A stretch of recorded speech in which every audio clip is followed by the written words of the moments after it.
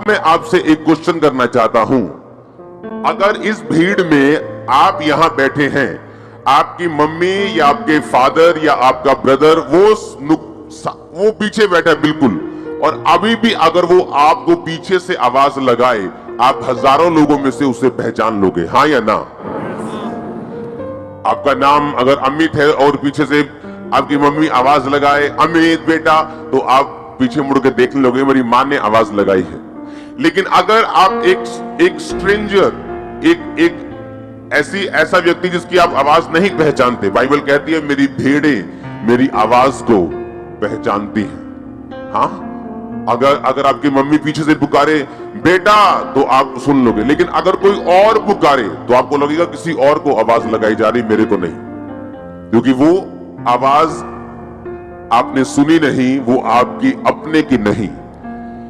यीशु मसीह ने कहा मेरी भेड़ें मेरी आवाज को पहचानती हैं और वो मेरे पीछे चलती हैं।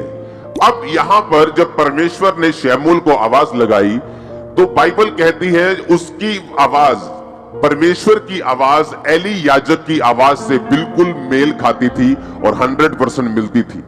ऐसा नहीं हो सकता कि आपको कोई और आवाज लगाए और आप अपने पापा के पास चले जाएं। अगर आपके पापा की आवाज आपको नहीं आई, आप बाहर देखेंगे जाके घर के कि मुझे कौन आवाज लगा रहा है, क्योंकि वो आपने वो आवाज सुनी नहीं। लेकिन अगर वो आवाज आपकी माँ ने या बाप ने या भाई ने लगाई है, आप डायरेक्ट उसके कमरे में जाके पूछोगे क्या बात है, आपने मुझे पुकार रहे थे, आप बुला रहे थे, बताइए क्या चक्कर है। लेकिन बाइबल यहां कहती है कि उसने यहोवा की आवाज को पहले कभी नहीं सुना था। बाइबल कहती है जैसे ही एली याजक उसको मिला और उसने कहा मैंने तुझे नहीं पुकारा, वो बड़ा हैरान हुआ, फिर वापस गया, लेटा। तीसरी बार जब परमेश्वर ने पुकारा तो फिर एली याजक की आवाज में ही पुकारा। परमेश्वर की जो वचन है उसमें एक एक बिंदु, अगर बाइबल में जहां पौलुस कहता है कि तुम दाखरस के मतवाले ना बनो परंतु पवित्र आत्मा से परिपूर्ण होते जाओ, अगर आप उसके बाद बाइबल देखेंगे तो वहां पे सेमीकोलन लगा है। ऐसा सेमीकोलन होता है, ना तो फुल स्टॉप लगा है ना कोमा लगा है। उसका मतलब होता है कि अभी सेंटेंस खत्म नहीं हुआ। आगे उसने लिखा अपने आप से भजन संहिता से बातें करते हुए, गैर भाषा में प्रार्थना करते हुए धन्यवाद। यानी अगर उसने ये कहा कि तुम पवित्र आत्मा से परिपूर्ण होते जाओ, तो सेमीकोलन का मतलब कैसे होना है। बाइबल इतनी गहरी है, इतनी वो गहरी है कि एक कोमे का, एक बिंदु का, एक फुल स्टॉप का भी पूरा उसमें कारण है। अगर बाइबल में वो जिक्र है, यहां पर बहुत बड़ा कारण था कि परमेश्वर ने शमूएल से जो बात की अपने सेवक की आवाज की मैचिंग में और पूरी तरह से अपने सेवक की आवाज के रूप में ही शमूएल से कहा हे शमूएल, हे शमूएल। बाइबल कहती है अगर इजराइलियों के छुटकारे के बीच में उनके और परमेश्वर के बीच में कोई कनेक्शन था तो वो कनेक्शन मूसा का था। बाइबल कहती है मूसा के चले जाने के बाद अगर कोई कनेक्शन उनका और परमेश्वर के बीच का था तो वो यहोशू था, वो जीसस क्राइस्ट थे, वो पतरस था, वो पौलुस था। बाइबल कहती है कि परमेश्वर ने जानबूझ के जब शमूएल को आवाज लगाई तो उसने जानबूझ के एली की आवाज में उसको आवाज लगाई। बाइबल कहती है कलीसिया का काम जो है सिर्फ चर्च में आके बरकत को पाना नहीं है। बरकत आपको मिल जाती है जिस दिन आप यीशु मसीह को ग्रहण करते हैं अपने उद्धारकर्ता के रूप में, लेकिन जब आप चर्च में लगाए जाते हैं, रोपे जाते हैं, बोए जाते हैं ताकि आप ग्रो कर सके। आपका मकसद, एक पेड़ को लगाने का मकसद सिर्फ उसको ग्रो करना नहीं होता, बल्कि उस पेड़ का काम होता है फल देना, उस पेड़ का काम होता है छाया देना। बाइबल कहती है जब परमेश्वर आपको चुनते हैं और अपने भवन में लगाते हैं, जो लोग एक से ज्यादा सेवकाइयों में लगे हुए हैं वो किसी काम के नहीं, मैं आपको गारंटी दे सकता हूं। एक ऐसी मेजर सेवकाई होनी चाहिए जहां से आप परमेश्वर की आवाज को ले पाते हैं, जिसको आप रियली फॉलो करते हैं। अगर आप ज्यादा सेवकाइयों को फॉलो करते हैं आप कहीं नहीं पहुंचते, लेकिन बाइबल कहती है अगर आप एक आवाज को सुनते हैं और फॉलो करते हैं तो परमेश्वर आपको उस दिशा में लेके जाते हैं जो दिशा आपके लिए परमेश्वर ने चुनी है। अगर परमेश्वर ने शमूएल को भविष्यद्वक्ता के रूप में चुना, तो परमेश्वर ने जो स्टार्टिंग की वो एली की आवाज के रूप में उसको पुकारा और फिर उसको प्रोफेटिक मिनिस्ट्री में परमेश्वर लेके गया। अब मैं आपको ये बात बताना चाहता हूं, क्यों परमेश्वर ने उसको एली की आवाज में पुकारा। जैसे आपका जन्म हुआ मसीह में और आप कलीसिया में लगाए गए, बाइबल कहती है, पौलुस ने कहा वो कलीसिया जिसने उसकी 2 बार सहायता की लेने और देने में और दानों और सहायता में, और बाइबल कहती है उसने कहा परमेश्वर तुम्हारी हर घटी को महिमा सहित मसीह यीशु में पूरा करेगा। यानी परमेश्वर की आवाज ये थी कि तुमने जो मिशनरी कामों में मेरा साथ दिया, इसलिए मैं तुमको ब्लेस करूंगा। यही काम कलीसिया का था। कलीसिया ने गलती की, सबसे पहली गलती कलीसिया की थी जब यीशु मसीह जी उठे, और जी उठने के बाद जब वो स्वर्ग चले गए, 40 दिन प्रचार करने के बाद 41वें दिन हजारों लोगों के बीच में वो स्वर्ग में गए। और बाइबल कहती है उसी तरह वो हमको लेने भी आने वाले, हमें तैयार रहना है। और बाइबल कहती है उसके बाद जब चेले प्रचार करने लगे और वही चिन्ह चमत्कार चेलों की जिंदगियों से होने लगे, वही मिरेकल्स होने लगे। और बाइबल कहती जब चेलों पर सताव आया और याकूब तलवार से मारा गया, और बाइबल कहती कलीसिया को गलती याद आई कि हमें सिर्फ चर्च में लगाए जाने का कारण आशीष लेना और लंगड़े चलाना और अंधों को आंखें दिखवाना नहीं है। हमारा खुद की ये रिस्पॉन्सिबिलिटी है कि हम प्रेरितों के लिए प्रार्थना करें। और बाइबल कहती जब पतरस को भी उन्होंने मारने के लिए पकड़ा और कलीसिया लॉ लगाकर, यानी पूरी तरह से एकजुट होकर और पूरी तरह से बिना डिस्ट्रैक्शन के, कोई 1 घंटे वाली वो 1.5 घंटे वाली प्रार्थना नहीं थी। लॉ लगाकर मतलब लगातार वो बैठ चुके थे कि परमेश्वर से, जिस तरह लोग धरना लगा के बैठ जाते हैं कि जब तक सरकार हमारी बात नहीं सुनेगी हम उठेंगे नहीं, और जब सरकार देखती है कि धरना असली वाला ये उठेंगे नहीं तो अब आपकी बात वो सुनती, लेकिन जब उसको मालूम होता है कि ये धरना बहुत लंबा नहीं चलने वाला, वो बात को मानती नहीं। उसी तरह से परमेश्वर को मालूम है कि ये व्यक्ति जब प्रार्थना में बैठ चुके हैं, लॉ लगाकर वो प्रार्थना कर रहे हैं, और बाइबल कहती परमेश्वर ने अपने स्वर्गदूतों को रिलीज किया। वो पतरस के पास गया, जेल के अंदर जाके उसकी खुद सांकलें खोली, जेल के दरवाजे खोले, कितने पहरों में उनको रखा, कितनी लेयर्स में उनको रखा जाता था सिपाहियों के पहरे में, उन सबको छोड़कर परमेश्वर ने उसको आजाद किया, अपने घर वापस लेके गया। और फिर कलीसिया को समझ आई कि हमारा काम सिर्फ बरकत लेना ही नहीं, हमारा काम उस विजन, उस मिशन के लिए प्रार्थना करना भी है जो परमेश्वर ने दासों को दिया है। और जब लोग अपने सेवकों के लिए प्रार्थना करने लगे, जब लोग बोने लगे, जब लोग उस सेवकाई में हिस्सा डालने लगे और जब खुद लोग सेवा करने लगे, बाइबल कहती वो कलीसिया गिनती में दिन प्रतिदिन बढ़ती गई। बाइबल कहती वो कलीसिया ग्रेस में बढ़ती गई। कोई भी दरिद्र नहीं था, कोई गरीब नहीं था, कोई भी वांटेड की, हर किसी के पास जैसे वांट रहती, कमी रहती कि मेरे पास ये चीज की कमी, बाइबल कहती उस कलीसिया के पास किसी चीज की कमी नहीं थी। वो कलीसिया गिनती में बढ़ती गई और एक ऐसा समय आया जब लोग डरने लगे, उनकी गिनती इतनी बड़ी हुई। बाइबल कहती है वो उस काम कैसे पूरे हुए, प्रेरितों ने जो काम किया अपनी तरफ से परफेक्ट किया, कोई कमी नहीं छोड़ी। कलीसिया ने भी अपनी तरफ से कोई कमी नहीं छोड़ी। और बाइबल कहती है जब एक देह मिलकर कंप्लीट काम करती है, मुंह सही काम करता है, हाथ सही काम करते हैं, पैर सही काम करते हैं, तो बाइबल कहती है वो देह उन्नति पाती है, बरकत पाती है। और उसी तरह से बाइबल कहती है जब सबने मिलकर काम किया तो परमेश्वर ने अपनी आशीष को उस कलीसिया के ऊपर रखा। और बाइबल कहती कोई भी दरिद्र नहीं था, सब लोग ब्लेस थे। आपको मैं उसी कलीसिया के रूप में आज से देखूंगा, आप लोगों को उसी कलीसिया के रूप में मैं जानना चाहूंगा। आमीन। मेरे को ऊंचे वाला चाहिए, बरकत ऊंचे वाली होगी। अब परमेश्वर का जो मकसद था वो मकसद था कि शमूएल के जरिए हमें ये बात को समझाना कि बाइबल कहती जब इजराइलियों ने प्रार्थना की कि परमेश्वर, शैतान ने ज्यादा तंग करना शुरू किया। अगर शैतान ज्यादा तंग ना करता, मिस्री ज्यादा तंग ना करते, तो कभी प्रार्थना वो बढ़ाते नहीं, सदा उस कंडीशन में पड़े रहते।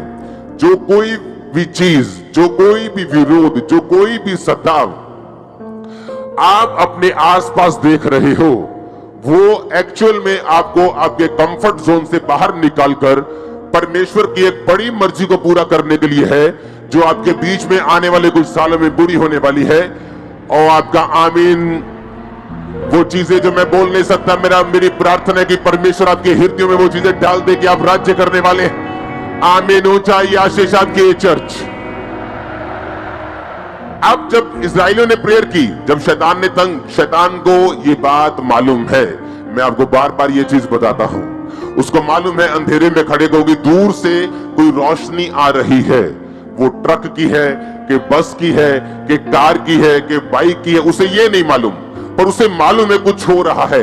शैतान को मालूम हो चुका है कि आप लोग बढ़ने वाले हैं, ब्लेस होने वाले हैं,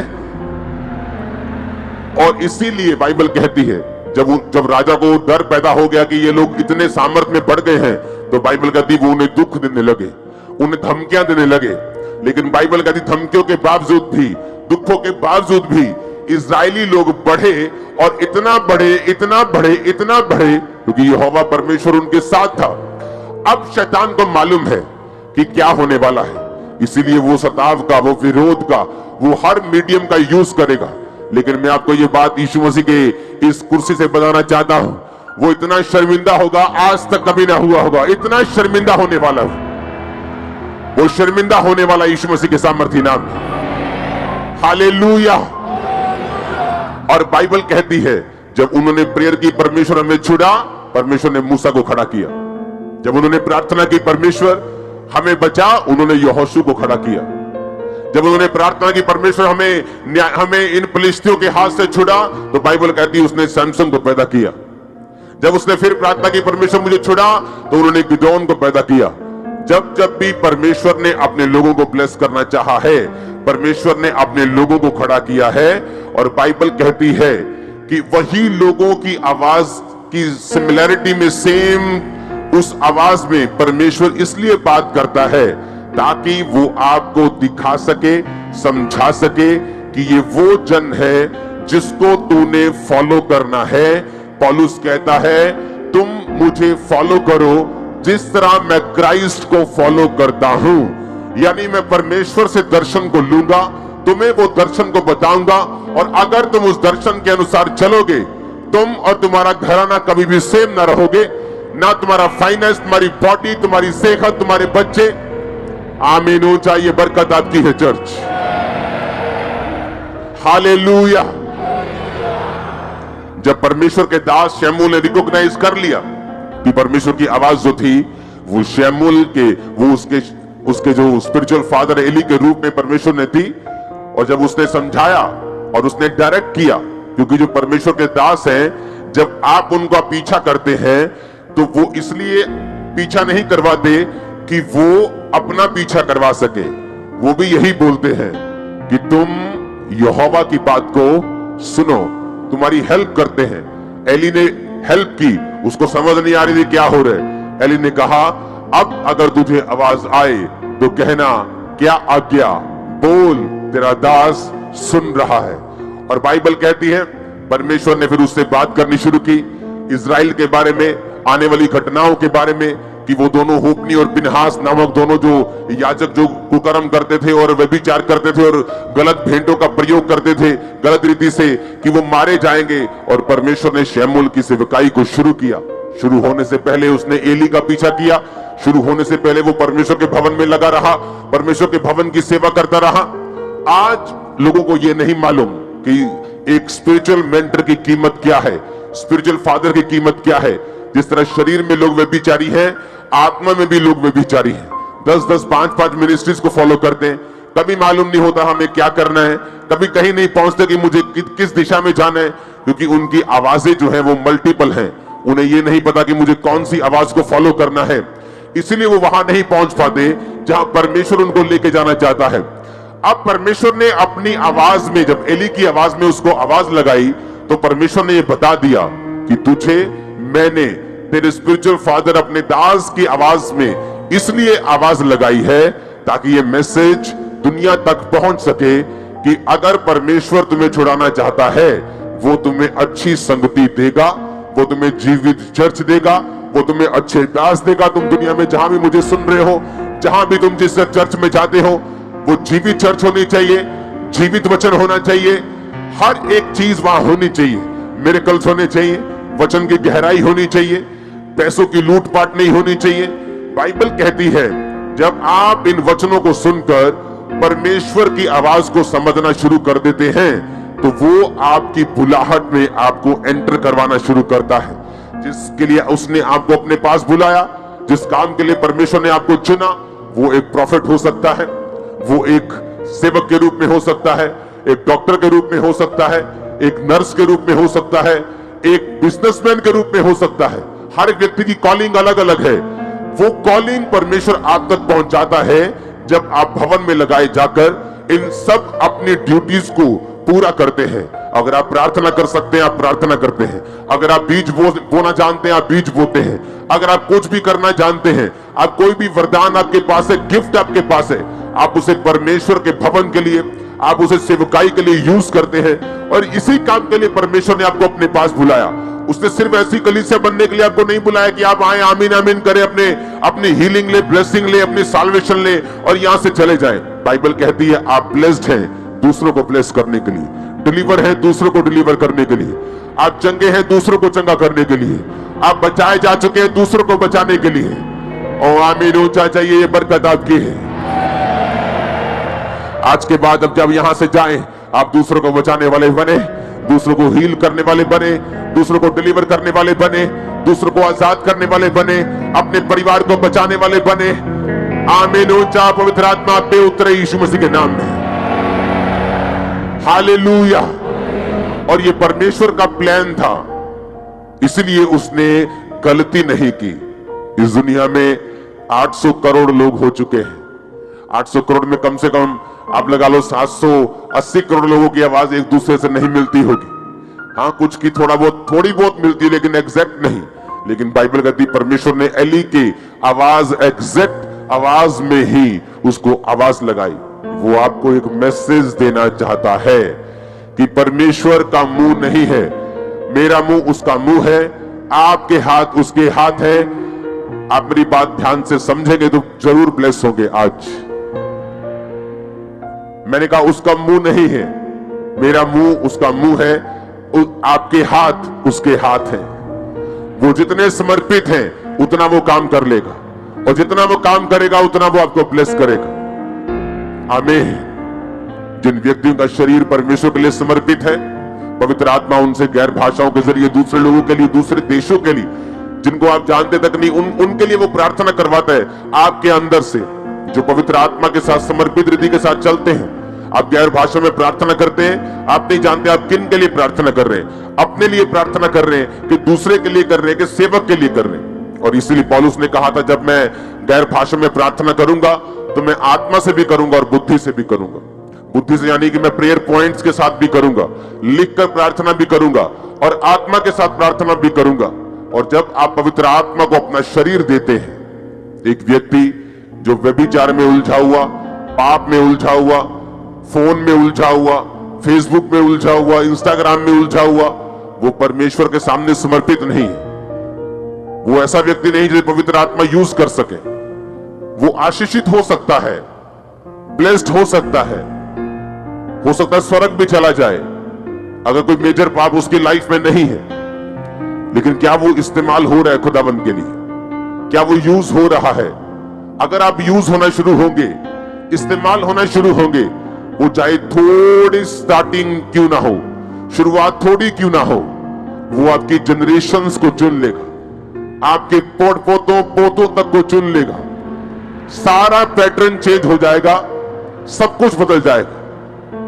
दो गाड़ियों के ट्रैक जब चलते हैं साथ साथ, एक लुधियाना तक जाता है और एक मुंबई तक जाता है, लेकिन अभी दोनों साथ साथ चल रहे हैं। अगर आप ट्रैक चेंज करेंगे तो ज्यादा फर्क नहीं लगता, ये भी इधर जा रहा है और ये भी इधर जा रहा है। लेकिन एक समय आता है जब वो ट्रैक अलग हो जाता है, आगे बढ़ जाता है, अलग ही हो जाता है। इसी तरह से कलीसिया में बैठे हुए लोग हैं, एक सेवा करने वाला, एक बिना सेवा वाला, दोनों सेम ट्रैक पे लग सकते हैं, दोनों बराबर लग सकते हैं, लेकिन उनका फ्यूचर बराबर नहीं है। सेवा करने वालों का फ्यूचर बराबर नहीं है। वो दूसरों से कहीं अधिक आशीषित होंगे, दूसरों से कहीं अधिक आगे होंगे। आमीन ऊंचा, ये बरकत आपकी है। हालेलुया।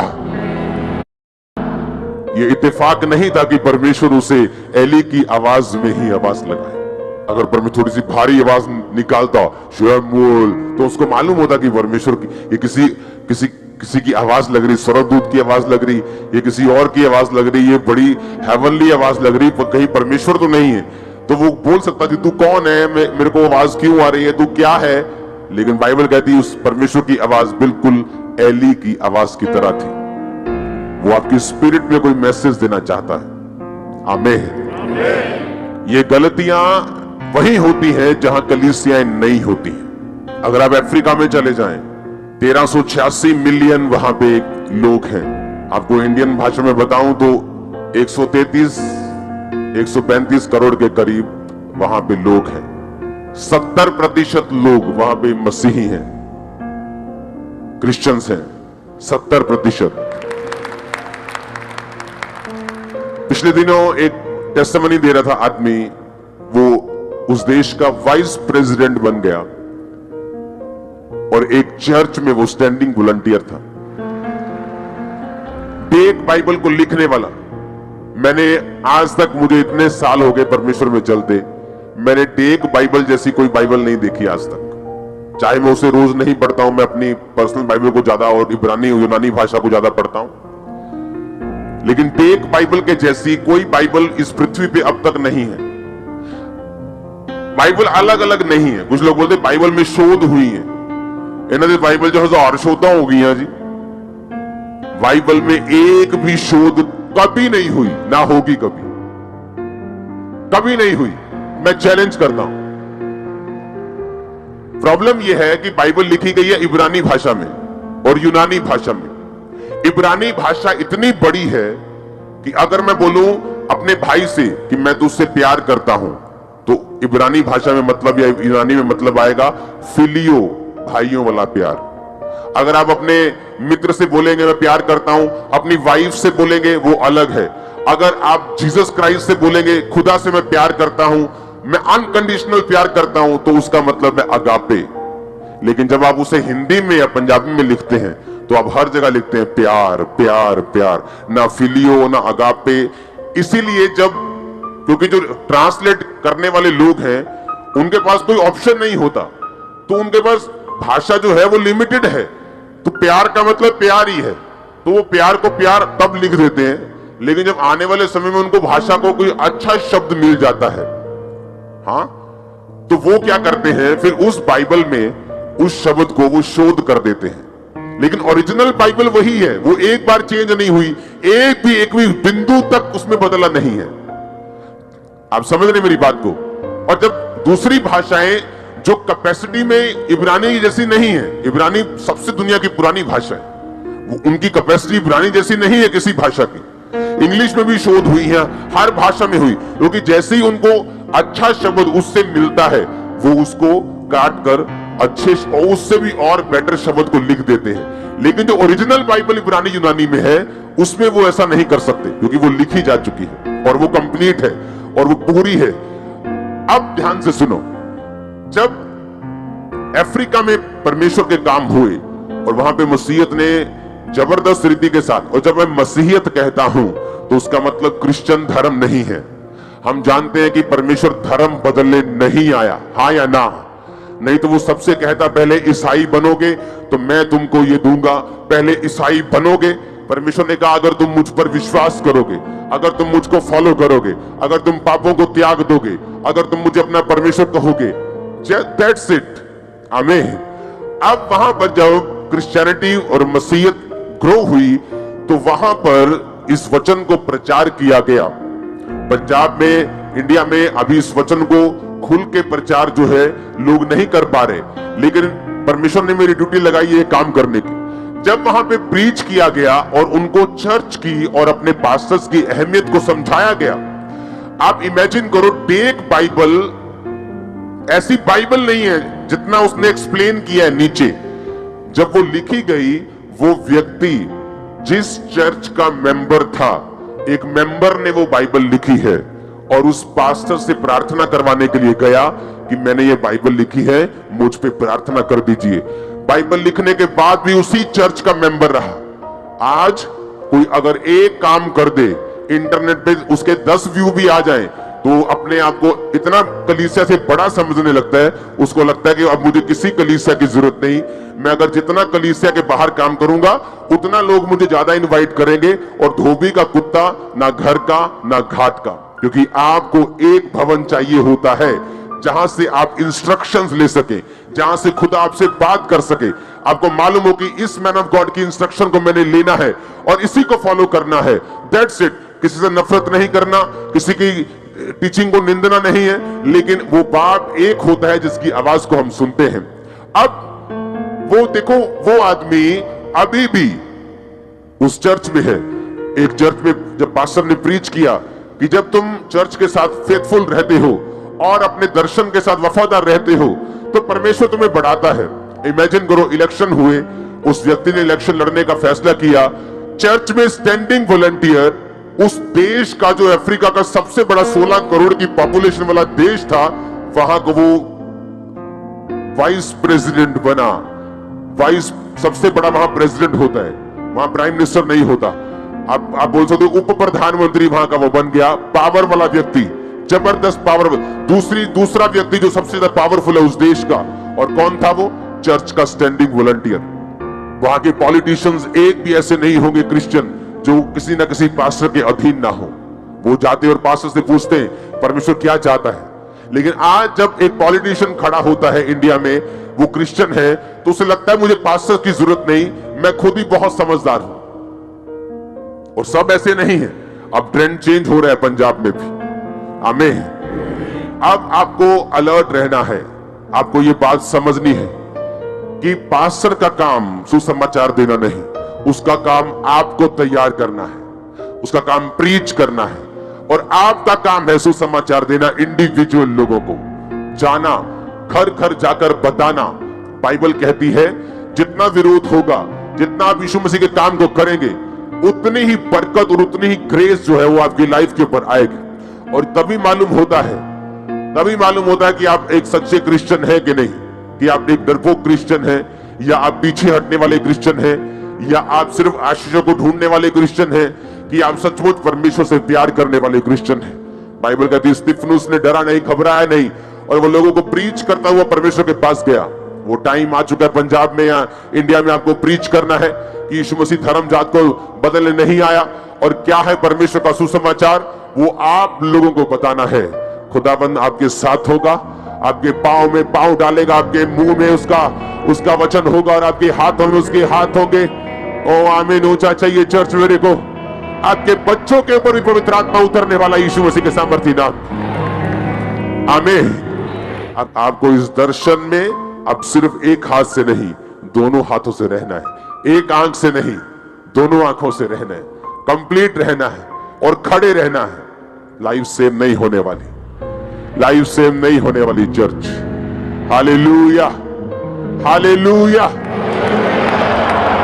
अगर आज आप अफ्रीका में देखेंगे तो वहां पर आपको डॉक्टर्स क्रिश्चियन मिलेंगे, वहां पर आपको बहुत से लोग जो है वो मसीही मिलेंगे, पॉलिटिशियंस मसीही मिलेंगे। क्योंकि जब पॉलिटिक्स का जिक्र होता है तो लोगों के दिमाग में यही होता है कि घपलेबाजी, गालियां, धरने, दंगे।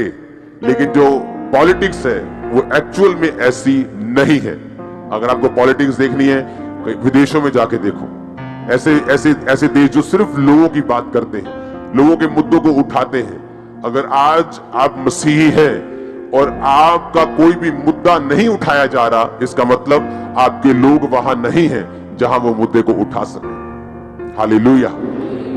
आपको ये बात ध्यान में रखनी है, आपको ये समझना है, और आपको दिमाग में रखना है कि आने वाले समय में फिर आपने क्या करना है। जब आपकी आवाज को कोई ना समझे और आपकी आवाज को कोई उठने ना दे, तो आपको फैसला लेना है। आमीन। आने वाले समय में आप एक आवाज बन के खड़े होने वाले हो। खुदा को आप पर प्राउड होगा, मैं आपको बता रहा हूं। आमीन।